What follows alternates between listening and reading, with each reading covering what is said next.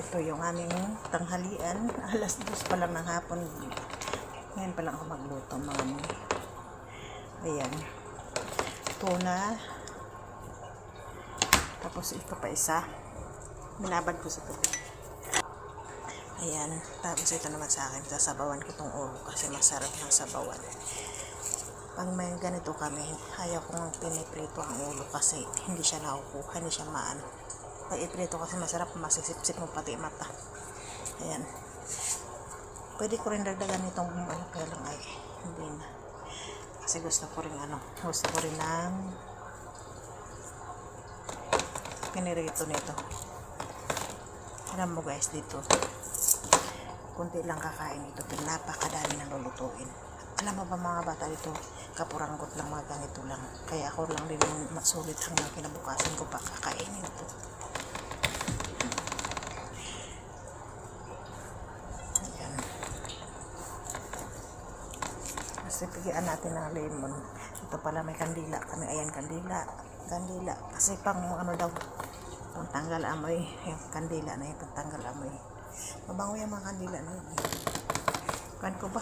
Kung ano mga ginagawa nila. Ba't may mga kandila pang ganyan. Ayaw nila ng amoy isda. Pero gusto nila kumain. Pinipigaan ko nga pala kasi para hindi siya malansa. Pinipigaan ko siya ng lemon. Hindi nila alam na pinipigaan ko ng lemon. Ano kasi para hindi siya ganang malansa. Ganyan lang, tapos asin. Ayan, lagyan natin ng asin.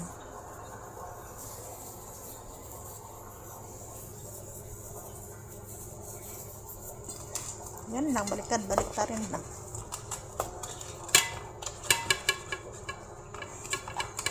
Sasayan.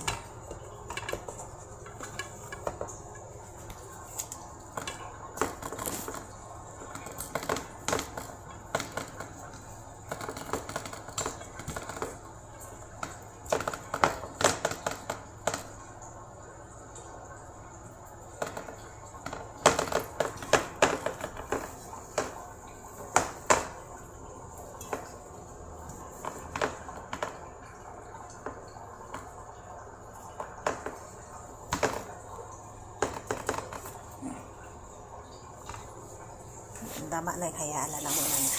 Hayaan ko muna mamaya ko paprito mga 1 oras pa. Mga kalating oras na.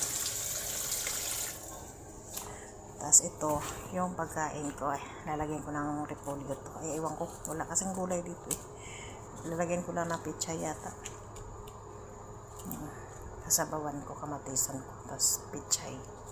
Pichay, litos.